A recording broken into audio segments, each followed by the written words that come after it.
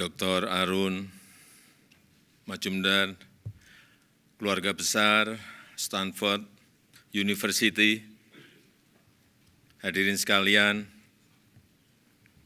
hello, good afternoon everyone. Go Cardinal.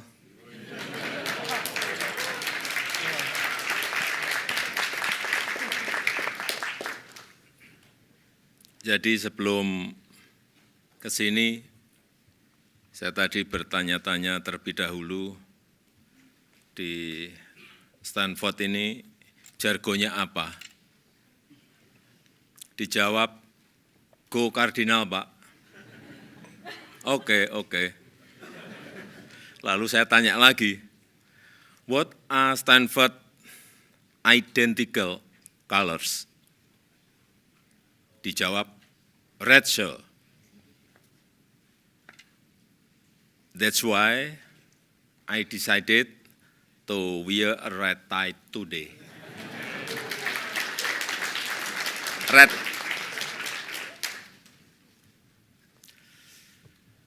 Do I look like a member of Stanford family now?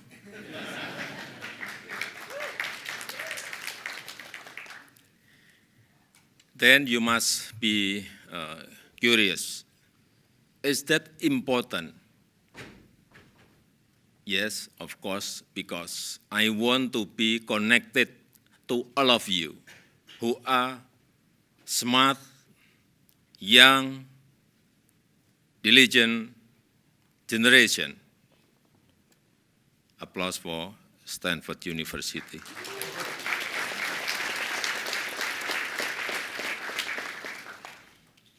Nah, itulah pentingnya terkoneksi sesama manusia. Begitu juga dengan terkoneksi dengan alam. Dan kita tahu dunia kini tengah sakit, perubahan iklim, transisi energi adalah isu yang sangat mendesak. Namun yang menjadi pertanyaan, apakah negara-negara di dunia memiliki komitmen untuk bertanggung jawab dan mengambil peran? Untuk Indonesia tidak perlu ragu dan tidak perlu dipertanyakan komitmen kami. Indonesia walk the talk, not talk the talk.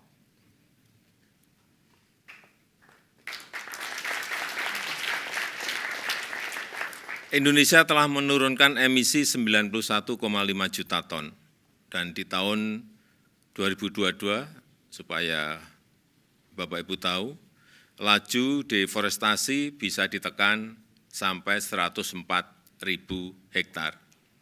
Kemudian kawasan hutan juga direhabilitasi seluas 77.000 hektar.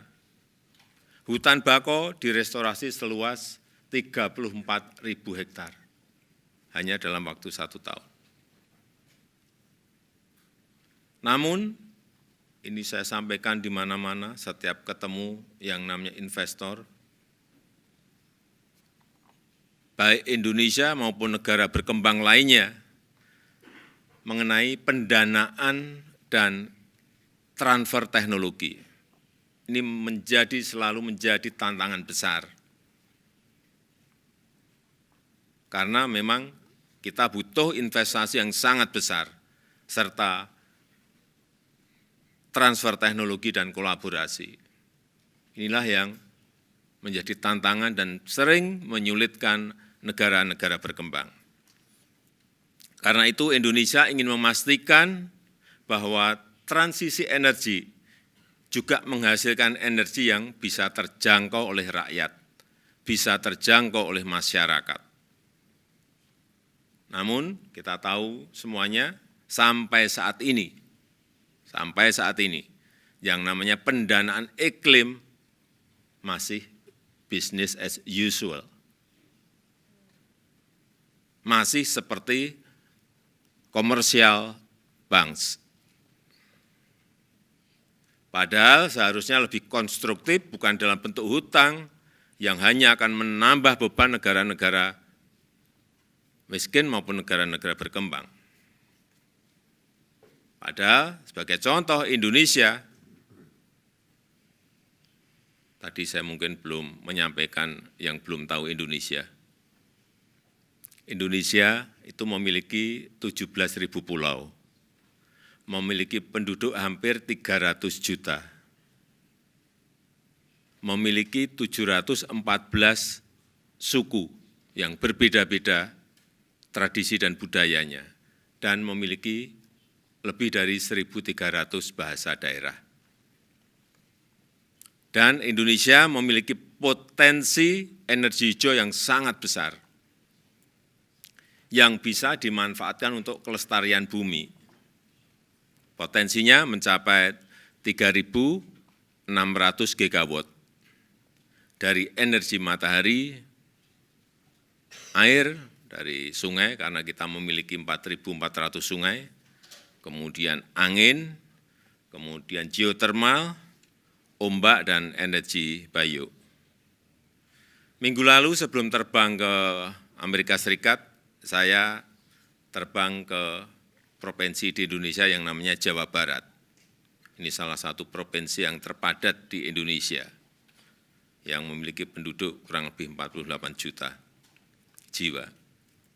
Untuk meresmikan pembangkit listrik tenaga surya terapung di waduk yang namanya Cirata. Ini terbesar di Asia Tenggara. Pembangkit listrik tenaga surya yang kita miliki baru saja kita buka dengan kapasitas 192 megawatt. Dan tidak berhenti di situ saja, kita juga akan membangun seperti ini di kota-kota yang lain, termasuk di ibu kota baru Nusantara. Tadi sudah disampaikan oleh Bapak Dekan, Dr. Arun Majumdar, disinggung sedikit mengenai Nusantara. Ya, Nusantara ini adalah ibu kota kami yang baru. Sebuah kota pintar berbasis hutan, 70% areanya hijau, area hutan, dan kita nanti akan menggunakan juga energi hijau dari matahari dan dari hidro, dan supaya saudara-saudara tahu bahwa yang pertama kali kita bangun saat akan membangun ibu kota Nusantara ini adalah membangun Nursery Center, membangun Botanical Center yang berkapasitas 15 juta bibit pohon per tahunnya, 15 juta bibit pohon per tahunnya. Yang itu nanti akan kita tanam setiap tahunnya di ibu kota Nusantara dan di Pulau Kalimantan. Inilah showcase transformasi Indonesia, dan tahun depan Indonesia berencana akan merayakan hari kemerdekaannya di Nusantara untuk menunjukkan bahwa kita telah memiliki ibu kota baru, meskipun mungkin selesainya ibu kota ini baru 15 atau 20 tahun yang akan datang. Saya kira mungkin akan menjadi sebuah ide yang baik, ide yang seru jika mahasiswa Stanford University melakukan studi tur ke Nusantara untuk melihat lebih dekat proses dan progresnya. Nanti mungkin di sana bisa melakukan riset secara kilat dan belajar tentang sisi keberlanjutan dalam membangun sebuah green city. Saya ini lulusan kehutanan, jadi jika nanti dibutuhkan saya bisa menjadi guide-nya.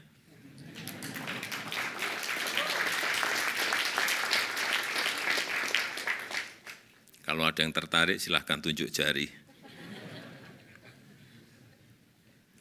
Karena saya memang sudah mendengar bahwa Stanford University akan membangun kemitraan dengan otoritas Ibu Kota Nusantara di bidang pengembangan penelitian dan inovasi yang berkelanjutan. Dan dalam menghadapi dampak perubahan iklim yang semakin mengancam saat ini, kolaborasi ini sangat penting. kolaborasi sangat penting dan langkah strategis konkret sangat dibutuhkan. Tanpa itu tidak mungkin bagi kita untuk menjamin keberlanjutan dan satu-satunya bumi yang kita cintai ini. We can no longer take an easy walk. We can no longer take a slowly walk. We must run fast. We must fear the tree. Thank you.